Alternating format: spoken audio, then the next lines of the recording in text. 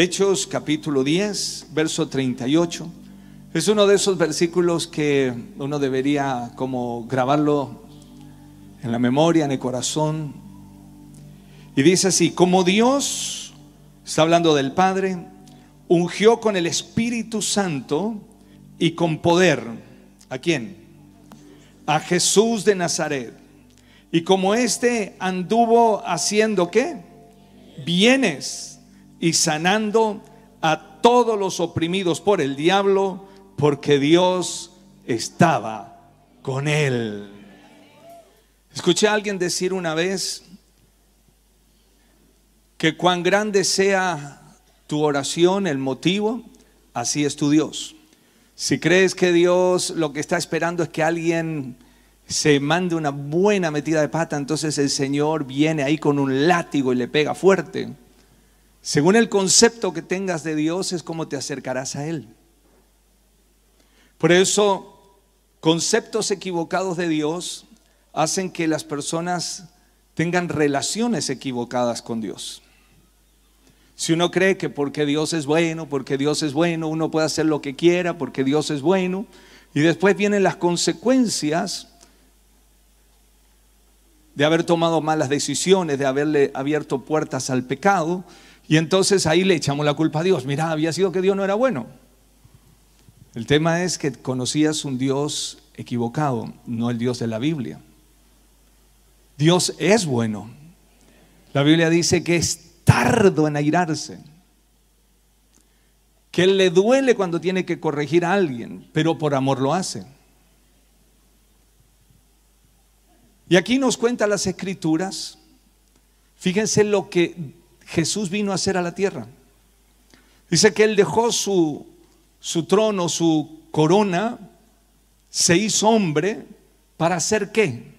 Dice que el Padre lo ungió con el Espíritu Santo y este anduvo haciendo ¿qué? Bienes, di conmigo, bienes. No dice que anduvo haciendo males.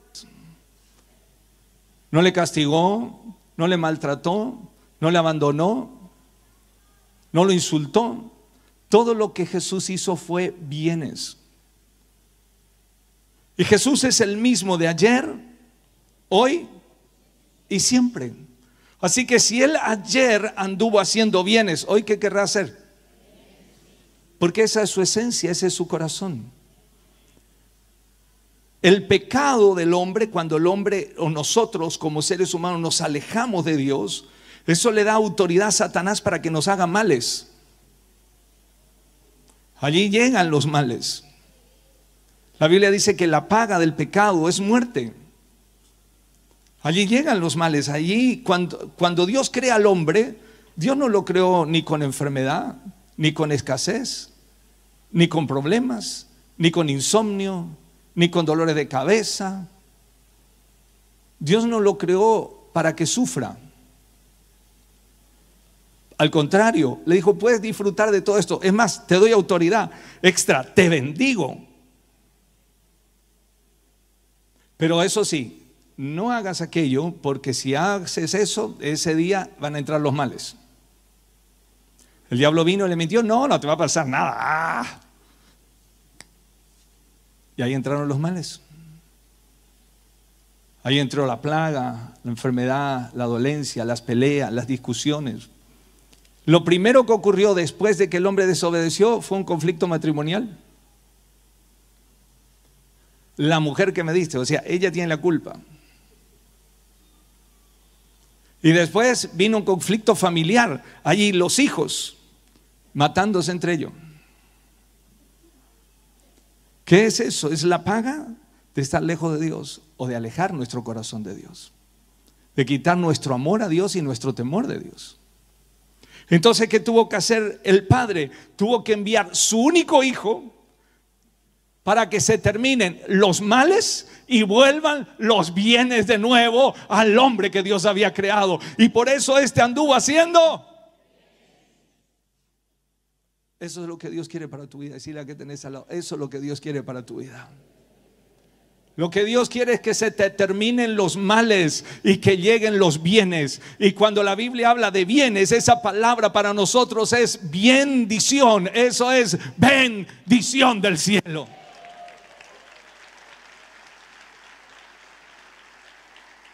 Jesús vino a bendecirte.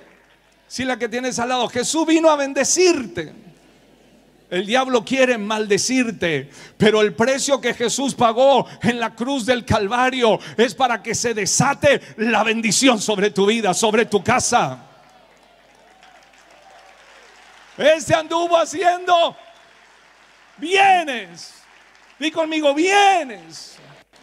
Eso es lo que Jesús hizo y lo que Jesús todavía hace.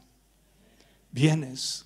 Dice, este anduvo haciendo bienes. ¿Qué significa eso? Que Jesús, cuando encontró a gente que no tenía para comer, Él se encargó de darle de comer, hacer un bien. Encontró una mamá que estaba llevando a enterrar a su hijo, el único que tenía, y ella era viuda, y le hizo un bien, le devolvió a su hijo. Yo no sé cuál es el bien que necesitas hoy, pero sí conozco quién es el especialista en hacerlo.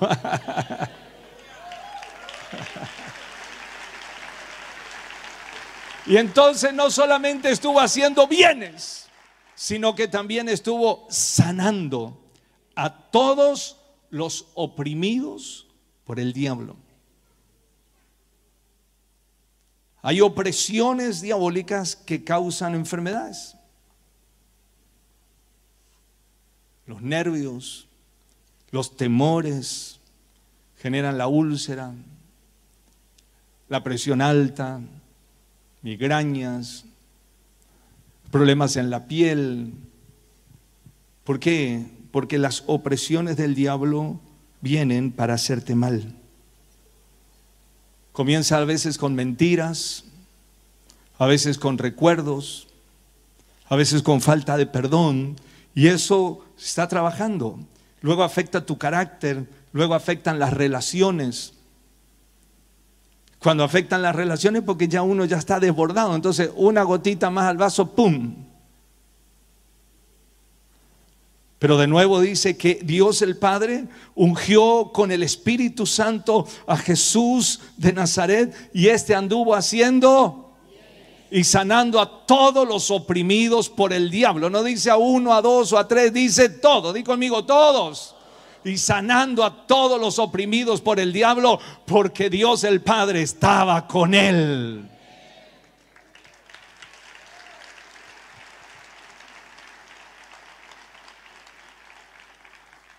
Jesús se fue al cielo,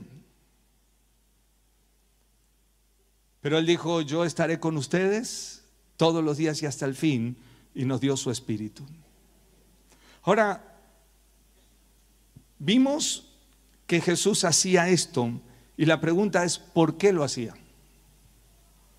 Dice que Él hacía bienes y sanaba, y la pregunta que tengo es, ¿por qué lo hacía? Quiero que me acompañes en Mateo 14:14.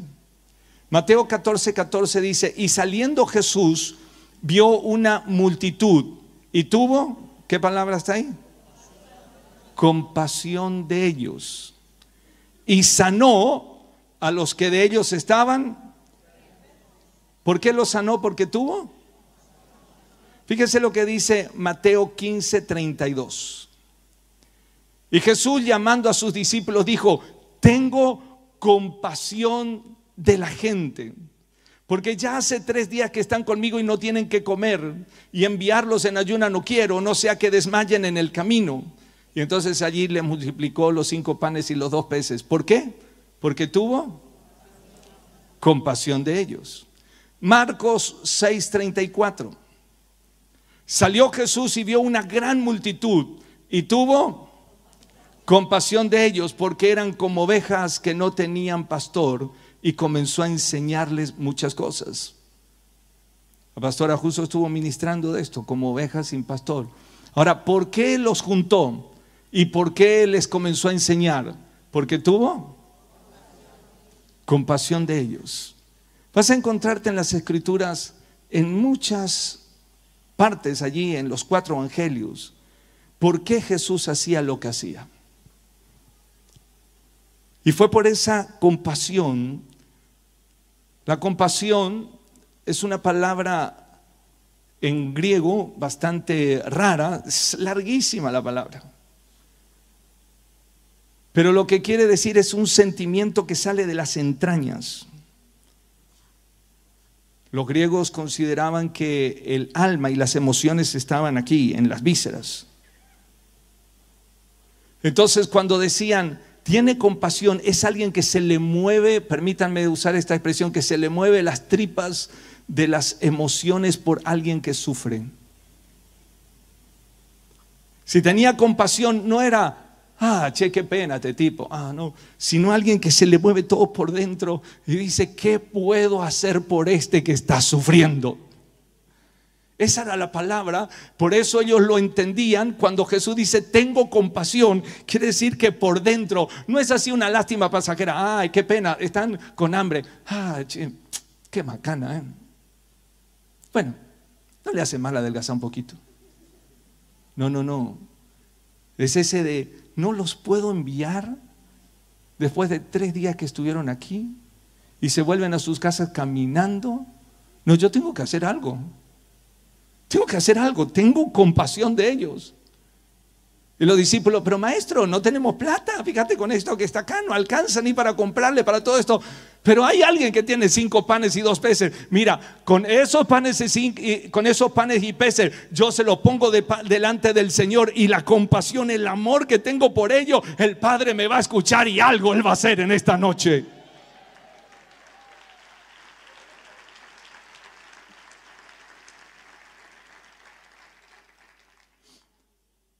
Los griegos decían que los dioses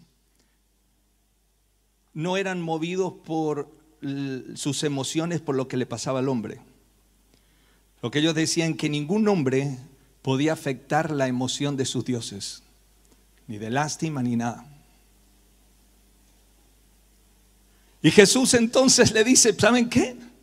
Yo no soy como los dioses de este mundo, que no se les mueve nada cuando hay gente que sufre. Yo tengo compasión de ellos.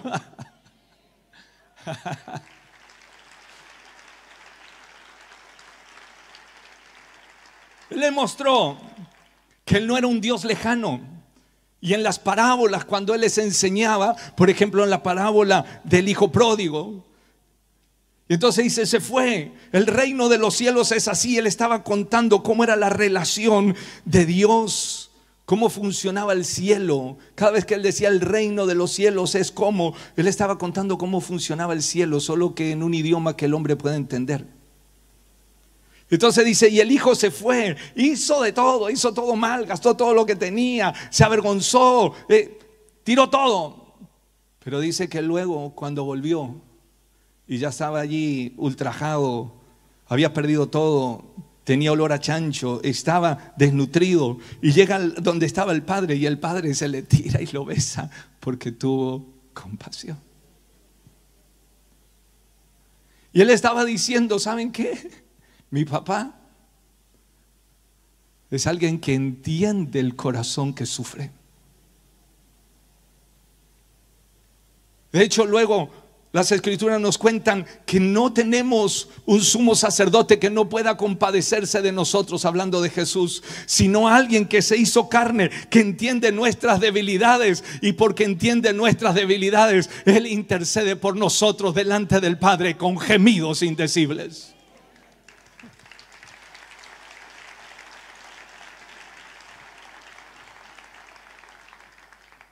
Jesús estaba diciendo, yo no estoy lejos. Así como tuvo dolor, también se alegró.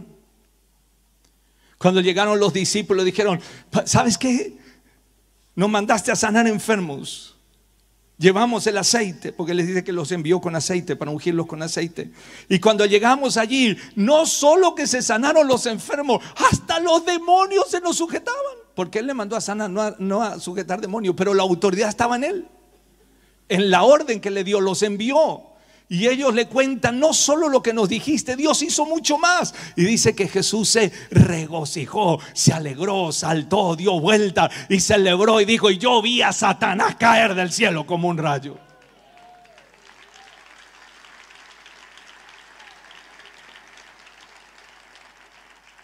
Nuestro Dios es real. Jesus. Nuestro Dios no está lejos. No está en Roma, no está en Washington. Nuestro Dios gobierna y tiene su trono en los cielos, y tiene otro lugar donde le gusta sentarse en el trono, y es en tu corazón y en mi corazón.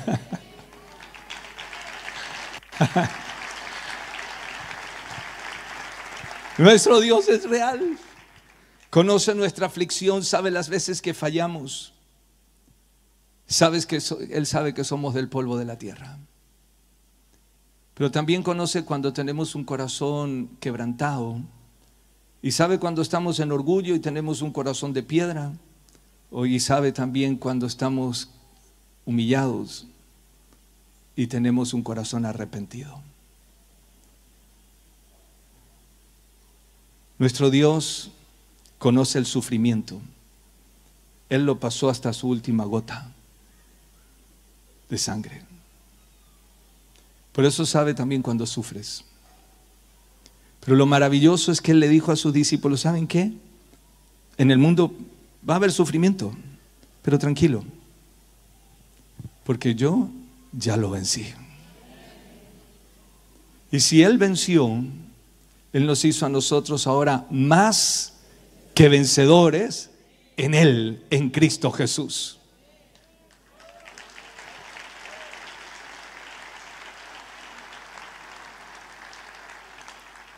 Yo no sé cómo es tu Dios, pero yo quiero conocer más al Dios de la Biblia. Por eso el apóstol Pablo, a pesar de haberse ido al cielo, visto lo que vio, escuchado a Jesús, su voz audible, de todas las experiencias que él tuvo, él dijo: todo lo tengo por basura con tal de conocerle más. Lo que conozco de Él es un poco, pero Él es tan grande, su corazón es tan inmenso, su presencia es tan infinita, su gloria inaccesible. Oh, yo quiero conocerlo más todavía. El apóstol Santiago decía: cuando te halles en diversa prueba, gózate, tranquilo, porque esta prueba va a hacer que puedas crecer y conocerlo más, el amor de Dios que se manifiesta en aquel que se mantiene firme aún en medio de la dificultad.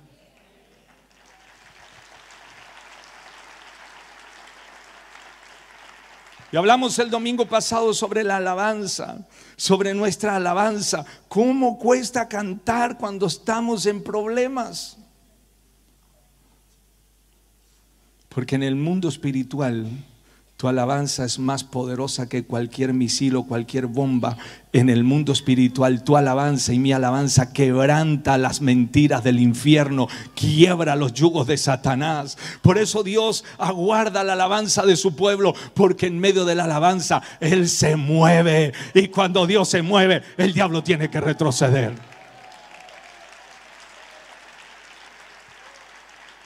Cuando le conocemos podemos cantarle. Cuando más le conocemos, sabemos que Él de algún lugar sacará la bendición que estoy necesitando hoy. Porque cada vez que le conozco más le amo, más espero en Él y más lo voy a ver a Él.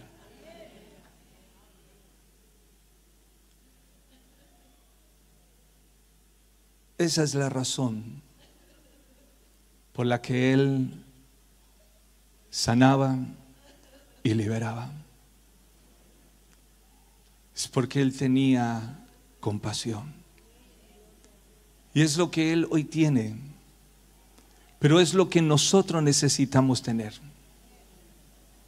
Para ser como Jesús, al conocerle más, necesitamos pedirle a Dios ese corazón de compasión. Ese corazón que nos mueva todo por dentro cuando alguien sufre. Y lo dice el apóstol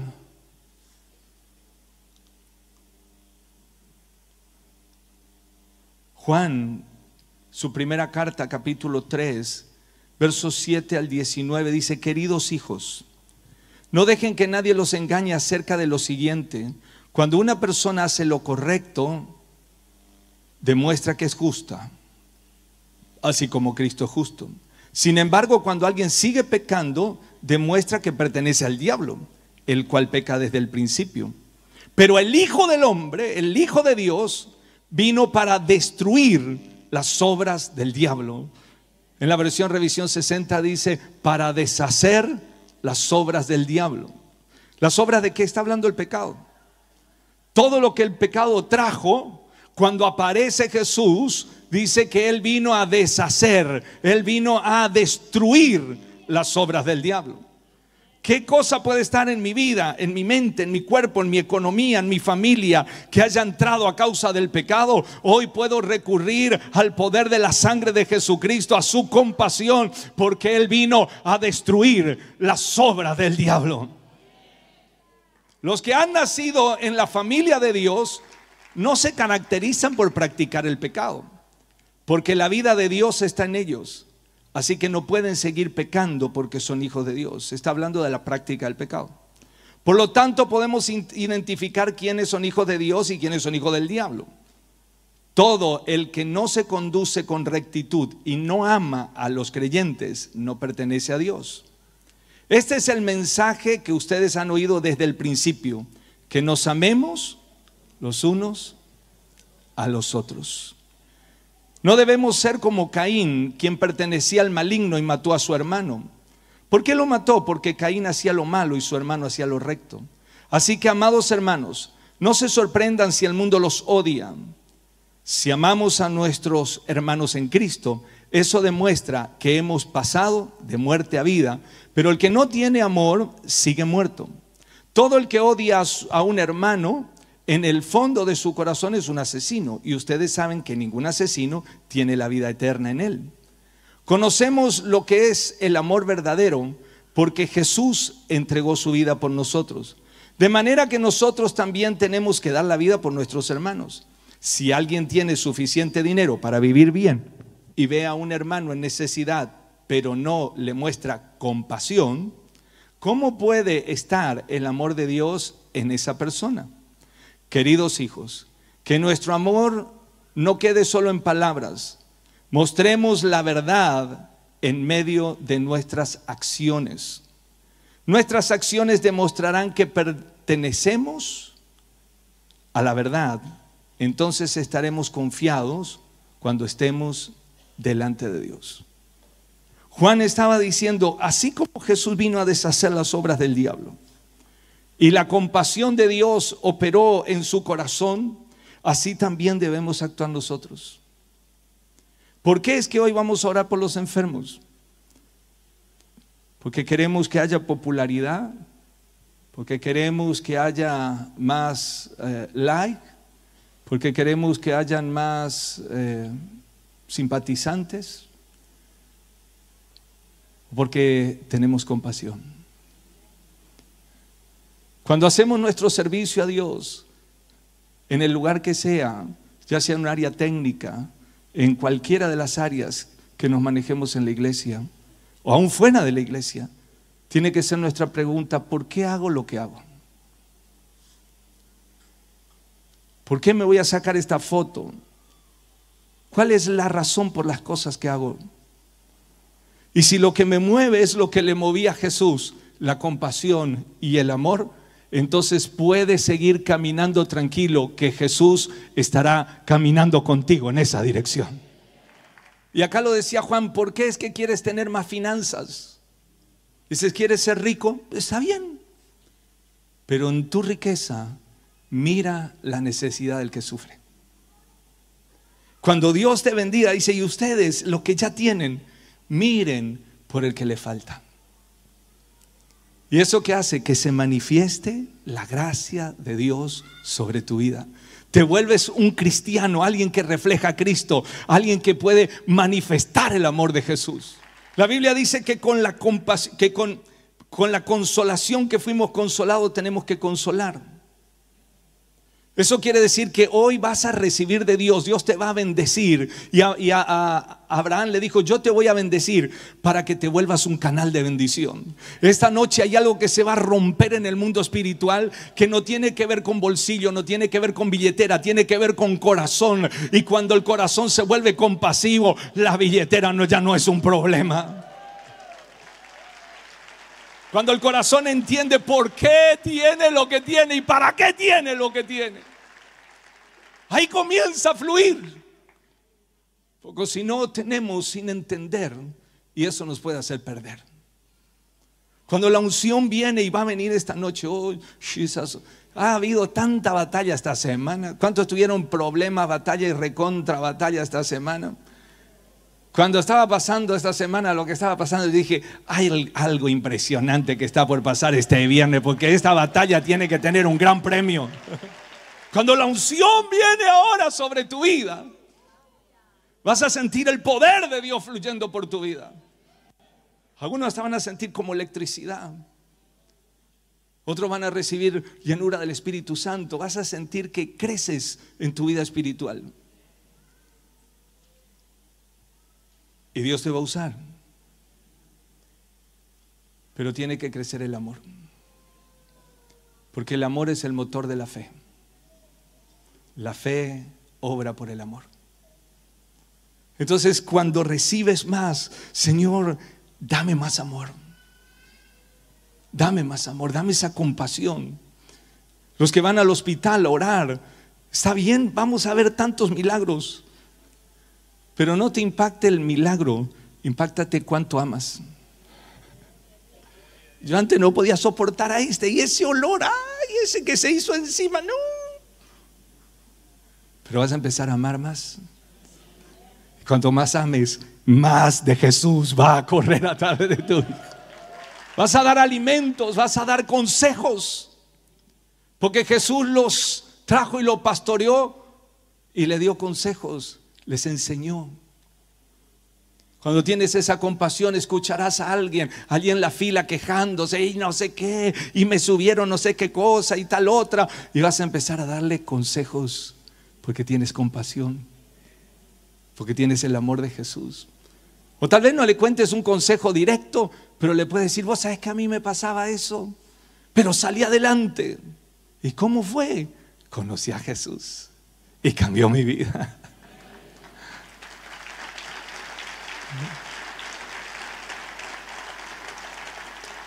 Sin compasión no tenemos el amor de Dios, es lo que estaba diciendo el apóstol Juan. Pero cuando tienes compasión, el amor supera el asco. El amor